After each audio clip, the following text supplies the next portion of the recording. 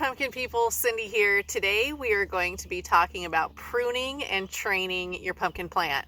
Let's go check it out. Okay, when I go to the patch, I like to bring a couple things with me. First, I bring my pitchfork for loosening the soil, and I bring 2 mats with me. I've got a couple walkboards set up, but I like to use the mats to move around the pumpkin without compacting the soil. So what I do is I walk, sit down on a mat, work on that vine. When I'm ready to move forward, I kneel or sit on the next mat, and then I grab this mat and I move it forward. And I sit on it, and then I grab that mat and move it forward. So I'm able to get all the way around the pumpkin without walking on the soil. So I want to show you what I've been doing with this plant. As the main vine grows, I've been digging a trench underneath and trying to stay ahead of the plant as best as I can, and just laying that main vine down in there.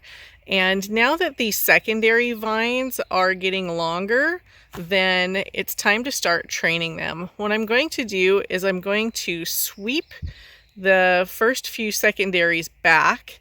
Now what you don't see here, because earlier on I pruned a couple that were right near the crown of the plant that were growing straight up in the air or growing right underneath. Usually there's 1 or 2 that you might want to prune off at the very beginning of the plant, and it seems to me, if I remember right, that on this 1997 Tobec squash, there was 1 that I did prune off. So the next one, it's long enough now that I'm sweeping it back. Now, another note that I want to remind you of is that whenever you are doing any vine maneuvering, you need to make sure you're doing it in the heat of the day when the vines are nice and floppy. Have you ever broken a piece of celery before? You know that crispy crack you hear? That is the same sound you'd hear if you happen to crack one of your vines. Not a good sound in the patch. So you can see I've trained this one back. There's one on the opposite side that once I get to that side of the plant, I'll train back. A lot of new growers wonder why we even bury the vines. I want to show you under this leaf stalk here. Do you see that white bump right there? That is going to root out. It should root out there, and also on the top of the vine on the other side there's another white bump. And so as long as those are covered in soil and they're damp enough and dark, they will root out for you. More roots, more water and nutrient uptake, hopefully a bigger fruit. Another thing I want to show you is I've got this cattle panel Quonset hut or cage around the main vine of my pumpkin. We want to protect that main vine at all costs. And so because I'm sharing this pumpkin patch with my horse, I don't think he would ever come in here, but a deer might come in here, and maybe that would help to protect that, or anything that might blow in, because we do get some wind or fall from the ceiling. So I've lifted up that cage, and what I need to do with this main vine is I need to continue this trenching all the way down, and then I need to very carefully lift these soaker hoses over the top of them, over the top of the vine. And so I'm going to do that right now.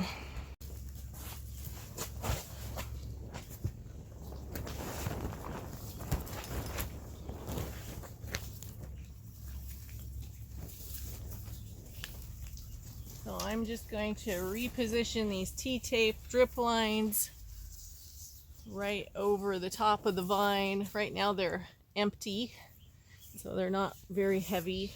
They're not going to break anything. Now I'm going to lift this vine up. I see right here there's a little root forming, and so you want to dig out under that root a little bit without breaking it. Those roots break off so easy once they get started, so be careful. So I'm just digging out a trench And I'll dig it out about a foot in front of the main vine. We never ever want to force that vine down. And so if it's sticking up at all, we just are gonna wait a couple more days until it lays down. This vine happens to be laying down very nicely. Now I'm not going to bury it right here. And the reason why is because these secondary shoots here are just little tiny bundles. And so if I were to bury those, they would not form very well, or they would be slow in forming and get all crinkly and wrinkly inside of the dirt before they emerged, and we don't want that. Okay, so this is all ready to go. I'm going to work my way to the other side. I'm going to move my cushion, and then I'll grab my other cushion, move it, and hop over to this side. Grab my other cushion. So burying vines is actually a 2-day process. Can you imagine if you cut your hand and then you just buried it in the dirt? You might get an infection, right? And so what we're gonna do is a little bit of pruning on day 1 and some trenching and training, and then we'll do the actual burying on day 2. Now I'm on the other side of the plant, and you can see that I've got that main in a nice trench, just laying down, ready to be buried. You see that baby squash there? A little too early for that guy, but he'll be good pollination practice. Now this secondary is ready to be pruned a little bit. And so what we do is we find where the tendril and the male flower are, and you can prune the tendrils off. I have been the last couple years just leaving them on unless they're just really thick and problematic. I just don't want to have extra places for disease to enter my patch. So I find that they bury just fine. But in this junction here, sometimes you can find a little meristem bundle, a growing tip. There wasn't one there, but I'll look right here. There's one right there. And so I'm going to prune that off. I'm just going to take my fingers and pinch that all the way off. So that's a little growing tip, and that would be 3rd stage growth. We don't want that. So off it goes. So I've got my main vine. It's allowed to grow secondary growth. I'm not going to pinch these secondary shoots off, but if the secondaries have little shoots, that would be 3rd stage or tertiary growth. And I am going to seek and destroy. There's another one right there. So tiny, I can just roll it right off. Okay, going to the next vine. There's one right there. Pinch and done. Going to the next vine, or next flower and leaf junction. I've got one right here. Notice I'm leaving those male flowers. I'm going to need those later on for pollinating possibly, but I can take those tertiary buds off. Up to the next leaf junction. Aha, there it is hiding underneath. Pinch and done. Now, I'm not going to bury this plant today because I want those to heal before it gets buried. So day 1 is just going in and pruning all the tertiary growth on our side vines. Oh, I think I missed one. Now, if you miss one and you bury the vine later and you don't realize you missed it, you'll get this big wadded, gnarly mess under the ground. And then you'll realize it happens to all of us. It's not that big of a deal. You just have to pull it up and prune it off. Okay, and there's another one. The closer we get to the tip of the vine, the tinier the little buds get. And so you don't need to go digging in the meristem bundle. This is the meristem bundle right here. You don't need to go digging in that. We just want to get the ones that are convenient. Okay, so I've got this whole side of the plant pruned up. I've got 1, 2, 3 side vines I can train here. So what I'm going to do is I'm going to take this guy here and I'm going to sweep it back, because I'm going to grow it this direction toward so that it goes past the crown of the plant.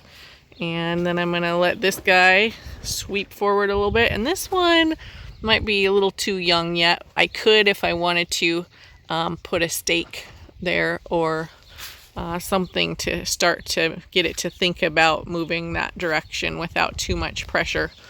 So I'm just going to sweep these guys back and put them under the drip lines right now. Trench them, but not bury them till tomorrow. All right, now you can see how I've swept that vine totally back, and it's going to go the opposite direction, the main vine.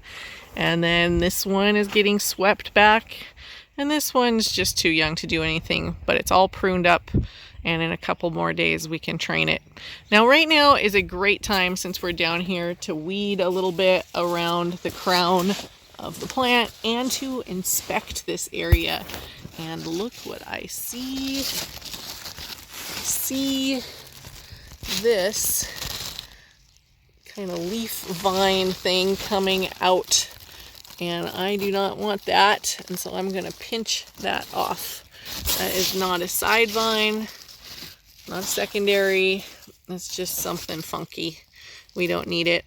I could just pinch the whole thing off, but I've got that nice leaf stalk right there, and so I don't want to mess with that. Other than that, it looks pretty good. All right, the final thing I'm going to do is I'm going to take my pitchfork here and I'm going to get kind of toward the end of the plant, work it down, rock it back, and then you can kind of inspect where your roots are and how moist your soil is. This is a good spot here. I do not see any roots. If you come across pumpkin roots, you will see them. They are bright white and they're fairly thick in diameter. So I just do that all the way around the pumpkin. And I want to keep that soil as loose as I can. I'm not perfect about not walking on my soil. I've got boards and stuff, but I walk on it a little bit. But it's not so compact that I'm really working that hard here. But my moisture level looks good. I'm not coming across any roots clear out here. So that's a good thing. I'm going to get behind the plant now a little bit. Put that in there. Rock it back. Moisture looks good. I'm not too close right now. So either that or the roots are nice and deep, which is a good thing. All right. So this is what I do when I'm pruning and training on day 1.